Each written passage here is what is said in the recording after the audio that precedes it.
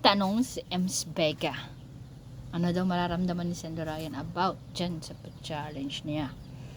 Pa-challenge niya sa subo-subo ng talong. Walang mararamdaman ng mga mararamdaman niya pag nakita niya yung anak niyang susubo ng talong. Hello, labas po dito yung mga anak. Puro mga may edad na po ang kasali dito at pa-challenge po ito. Hindi po ito sa pilitan. Tanong mo yung founder mo. Anong mararamdaman niya pag yung anak niya or pamangkin niya may ka-video call? Anong mararamdaman mo? Ha?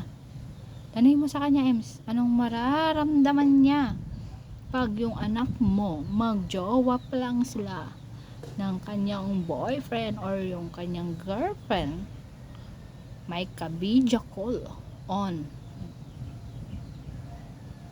Anong mas worse doon? Ems, yung challenge ng pagsubo ng walang sapilitan or yung mag-boyfriend daw ko, no? Tapos mag-boyfriend pa lang, nagjajakulan na.